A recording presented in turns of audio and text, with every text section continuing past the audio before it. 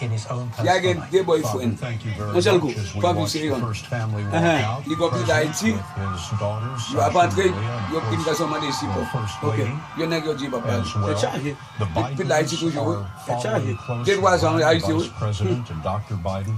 Benjamin. And at least one of their grandchildren, two of their Fait. grandchildren are coming. Ou après c'est pas. As well. As we Ou on mentioned dit a pas c'est pas moment pour ago, votre monde. extremely rare. Comme vous This is dites an extremely des fois rare c'est pour moment. vous. The President of the United States meeting a foreign leader at the airport does not happen, and apparently hasn't happened at any point in the Obama administration.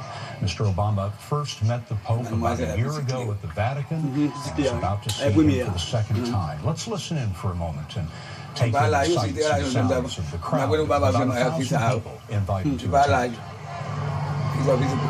Simone. Simone.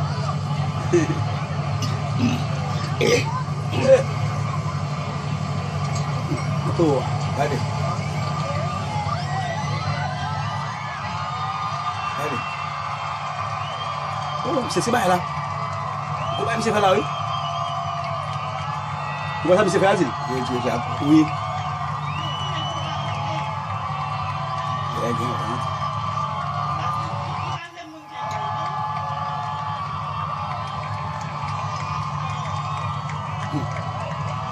Cachorro tem fumar aí com essa de beza,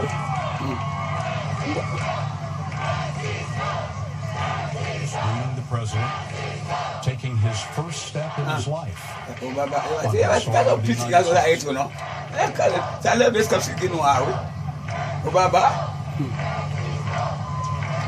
crowd chanting Francisco.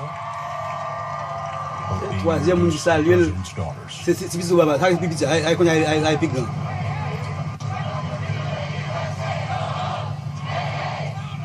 Wow, on noir. Ouais, ça fait. Vous êtes passé là?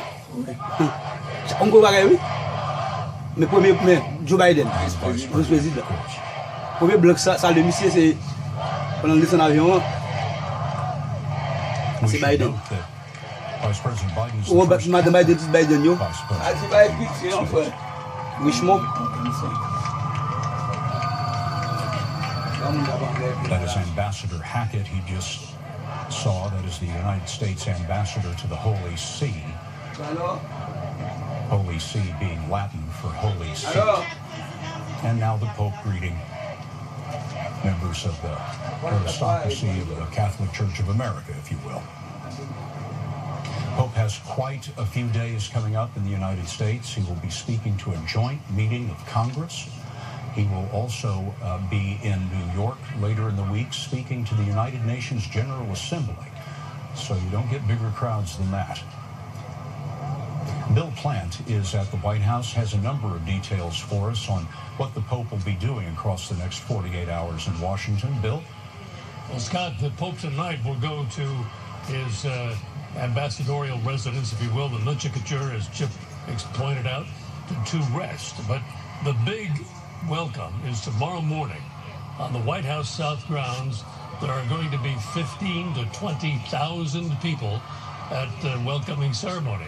And the ceremony, Scott, is the same as for other heads of state, because the Pope, in addition to being the head of the church, is the head of the Vatican state.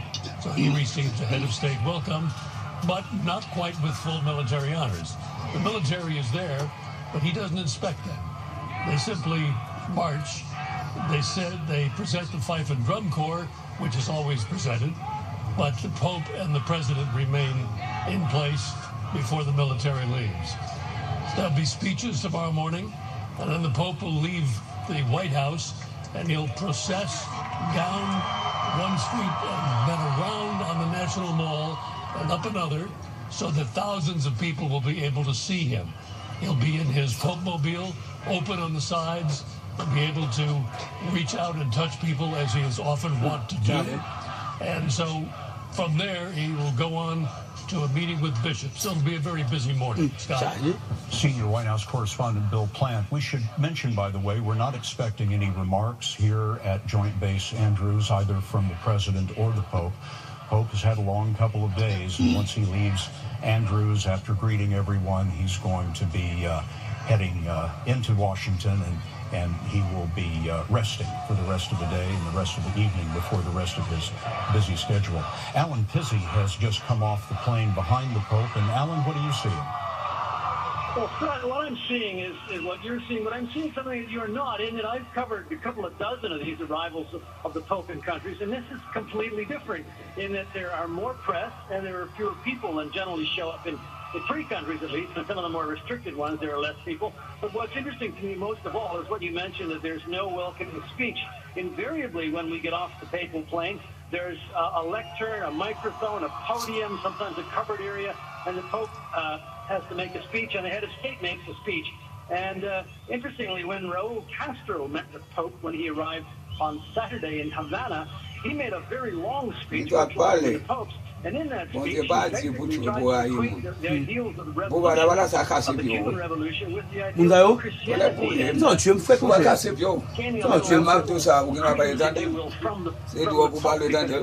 Si le mpati ou amtel la, nous toutes les na ça va briver. Donc il casse pas ta briver. Non, voilà la casser puis on va on qui sort à bien. On est cassé.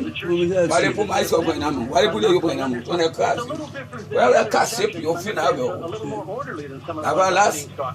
And Monsignor Anthony Figueiredo, as we watch the Pope and the President head toward the VIP terminal at Andrews, what are some of the subjects you think will come up in the Pope's remarks to the joint meeting of Congress? His first mission, Scott, is obviously to proclaim the kingdom of God. But we need to remember that kingdom means charity. The essence of his talk is love. Really, to love others, not on the basis of merit, but on the basis of need. So he's really going to be asking Congress to have those eyes for the poor, the defenseless, immigrants, the homeless, those who have no one to care for them. He's going to be challenging us to look out for them. I believe also he's going to be talking about issues concerning the environment. He's often talked about a culture of waste, which is much wider than even the culture of death that St. John Paul II talked about. He doesn't want us to waste anything, but he wants us to share with others. It's going to begin by a personal testimony. We're going to see him reaching out to people. This is a no-frills Pope. This is a Pope who wants to be accessible to all. You know, he's 78 years old, Scott. And in this year, he's visited, since his papacy, 15 different countries. He's going to be going to Africa in November. Next year, he already has 8 other countries planned. And he's going to be challenging us to do the same. I think he's also going to be touching to Congress on the issue of authority and power. This is a man who believes that authority, unbridled authority, corrupts. And he's going to be saying to those in Congress, be with the poor, be with the suffering, know their needs and answer them. Incidentally, Scott, he's going to be saying exactly the same to bishops and priests. Don't stay in your rectories, but go to the peripheries of society. He's done that. It's amazing. At St. Peter's Square, when I go there, he's built showers for the poor. He's built showers for the homeless. Some popes are known for building great basilicas, St. Peter's, the Sistine Chapel. What will mark this papacy is his particular love for the poor. The other day, he just walked into an optician. He wants to be a normal pope. He wants to be a no-frills pope, and he wants each one of us to be the same. That's how we get in touch with other people. He needed a new pair of glasses. I was in Rome at the time, and he just went to the local optician and walked in the door just like anybody else and told them, just replace the lenses. I don't want to go to the expense of new frames. A remarkable man with a remarkable touch at the Vatican, which we have not seen exactly in this way for quite some time. Chip Reed is on the receiving end, if you will, of the Pope. He's there at the residence where the Pope will be staying tonight. Chip?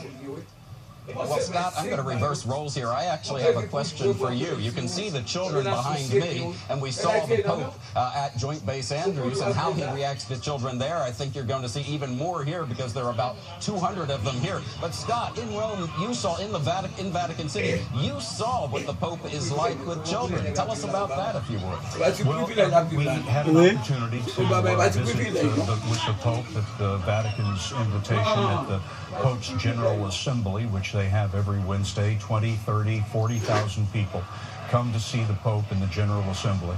And you could tell, Chip, he had a special affection for the children in the group. He would be driving through in the Pope-mobile, and we're told he has a way of banging on the Pope-mobile to tell the driver to stop. And he gets off the Pope-mobile and greets children, greets the handicapped in particular, people that he sees in the crowd who he believes need a special blessing.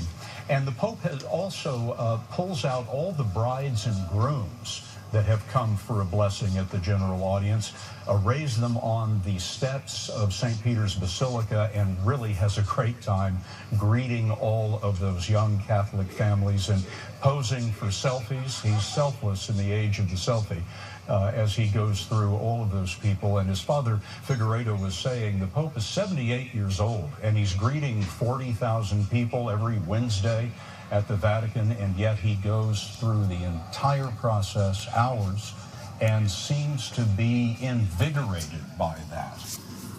A remarkable man for a remarkable time. He is that, Scott. By the way, I talked to some of these children. By the way, Scott, one of